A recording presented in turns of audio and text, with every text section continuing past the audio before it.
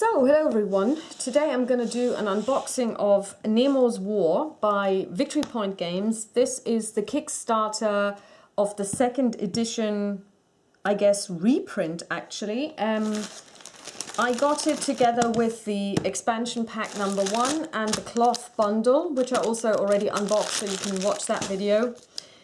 So let's see what is in the box. First of all, the box comes in shrink and it's decent size. So 4 fingers if you have my hands, maybe more when if you have smaller hands than me. I like the design, and first of all, I don't know if you can see this, there is a map of the world, the compass up here looks nicely aged as well, made in China. So, yeah, and on the side you've got a couple of nice details. This is a guy eaten by a shark, being eaten by a shark. On this side you've got the Nautilus, between 2 whales, and of course the emblem, and probably the man himself sitting in his study. Features solo gameplay with 2 to 4 player co-op variant included. Of course, it was officially released in the first instance as a solo game, and I don't know if this is now kind of like an additional thing where they added multiplayer rules, or if they had always been there, but I only know it as a solo game. So let's see what's inside the box. At first glance, this is what we see. This is Nemo's War game rules. And of course,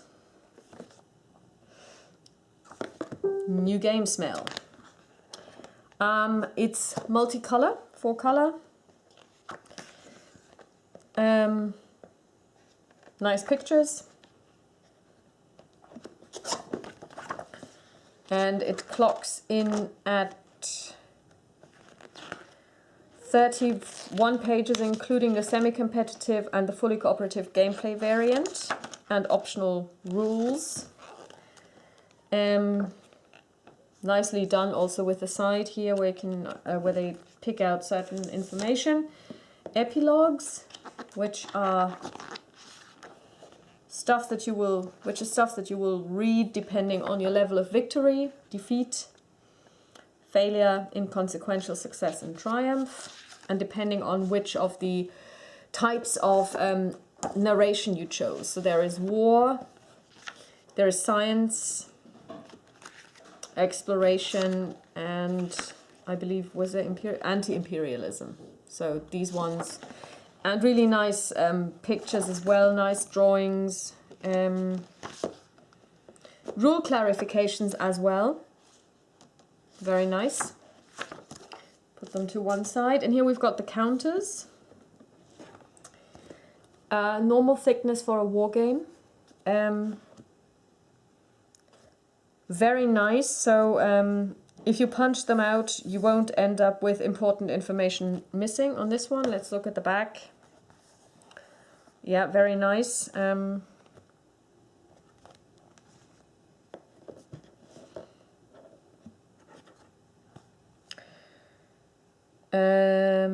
Next counter sheet.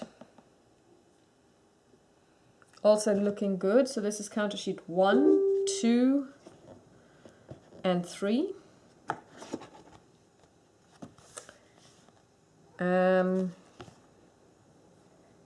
Very nice. The board, which we will look at last.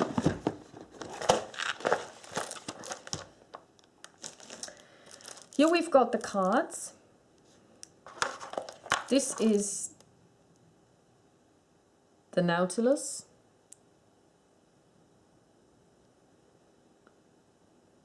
It's nice, but you know, as far as tokens go, I've seen better. But you know, it's nice. It's a token. I could have done without that token. That's certainly not why I got it. You get dice. You get these crystals, which represent treasure, I believe. And you get wooden cubes as markers. You get your baggies. Oh, and more tokens, more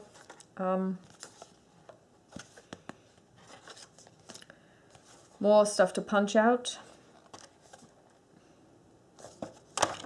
And the Victory Point Games Premier Line Catalogue, Darkest Night.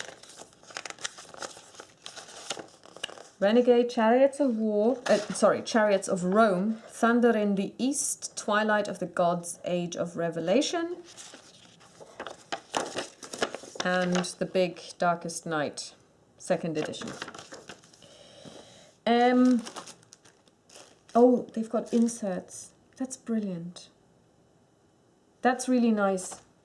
Yeah, again, you know, anyone who will actually make a point of giving us inserts is somebody who's good in my book. We've got the cards. This game is card driven to a certain degree.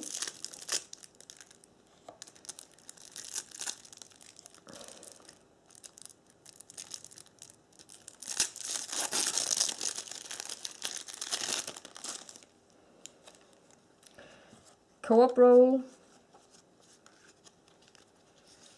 So I'm just going to put these away because I don't even know how this plays. You've got the Nautilus upgrade. So basically you can upgrade your ship. Let's see, I've got hydro drive, strengthened prow, double hull, reinforced armor, and of course they cost you have to pay. Steam torpedoes, fog machine, arcane library, periscope device, monstrous design, electro-powered crew armor, and the hydro drive again. And I think this is now where the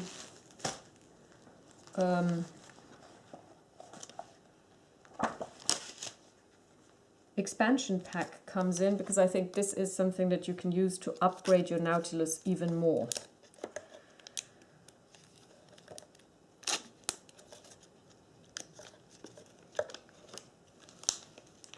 This is almost like opening a booster for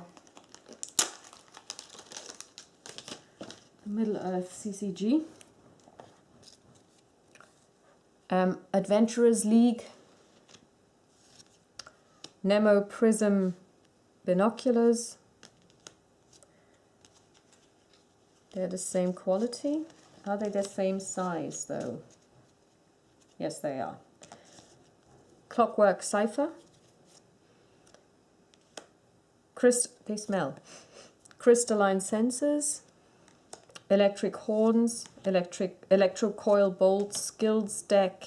Nemo's Manifesto, Nemo's Cell Batteries, Officer's Mess, Prize Crew Quarters, Nemo's Sanctorum, and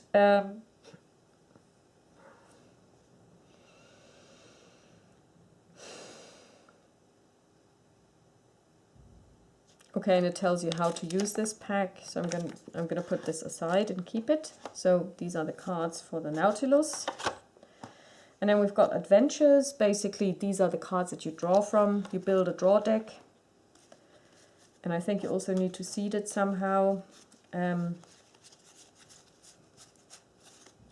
I believe that these are standard cards, so they would fit into my normal sleeves. So that is that.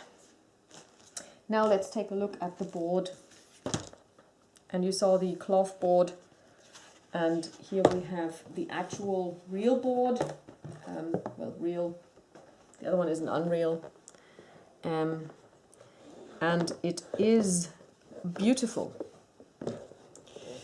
You've got the map. The printing is very clear, just in case you were wondering, because there is a lot of information on it. So you don't really need to have the rules, because everything you need to know is on the board. You have the turn sequence, you've got the combat sequence, you've got explanations. Everything you really need is on the board, which is what I love. This is what I love about Red Winter. And by the way, go and buy Red Winter if you haven't done so. It's one of the best war games ever. And it also has all of the information that you'll ever need on the map. That's how it should be. And it is very easy to read. even although I'm not wearing my reading glasses, I can read it quite well. And it is beautiful. Let's see if I can actually turn this around a little.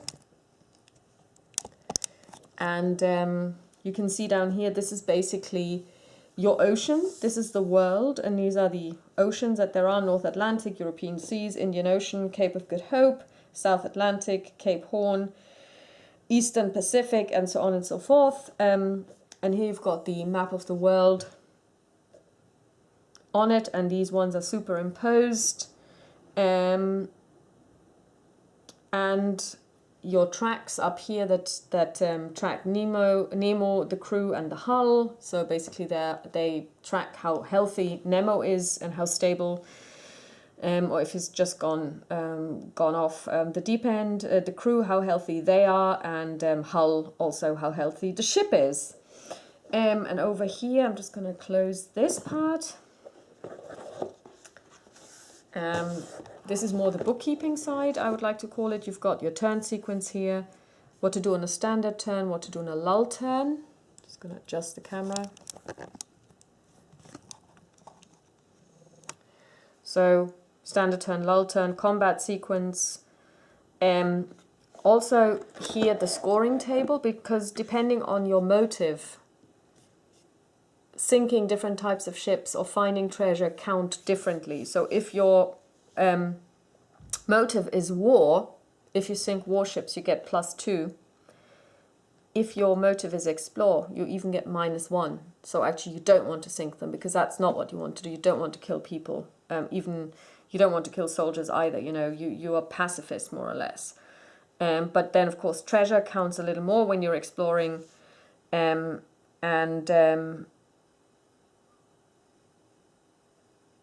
Science discovered gives you a /4 advantage. Then here you've got your different acts, and down here the tonnage track, where you basically can put down. I don't even know how to do this so that it shows. You've got the different seas here, and then you can actually place what you've sunk, and as you basically sink something in, let's say in the first row, Western Pacific, if you sink 1 and it goes here, you're an inconvenience. Then you become a nuisance, threat, danger, menace, scourge. And of course that will mean people will react to you, but it's also something to do with your scoring. But you can also decide not to put it into tonnage, as far as I know. You can use it to buy upgrades. So basically, I guess you could say you can also try and use stuff to salvage. So instead of putting sunk ships in here to score, you can put them in here, and this would allow you to use their parts, I guess, to salvage. And then to get Nautilus upgrades. But like I said, I've only seen playthroughs of it. I've never played it myself. And I'm really looking forward to it. So let's put the cloth bundle in it.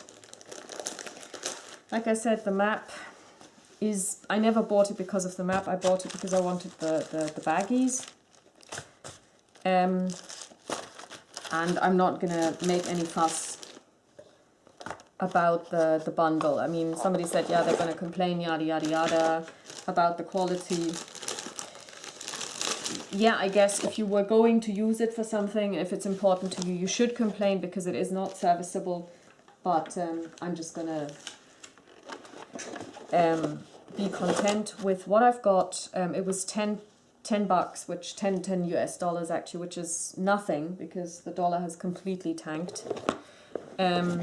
So I'm not unhappy about it. I'm not going to start a fuss, because this Kickstarter was supposed to be delivered in September. It's now July. So they have been, and it's the beginning of July at that. So they've been so quick about it. So there is no way I'm going to complain about this. And by the way, I'm not necessarily a Kickstarter fan, and I've only Kickstarted very few things in my life. But if you're interested in a Euro game, which is solo and co-op, you might want to check out Snowdonia. It's now on Kickstarter, and you can get Snowdonia, the base game, plus all expansions for $88 plus shipping, which is, in my opinion, a bargain. Check it out. Okay, I will talk to you soon. Bye-bye.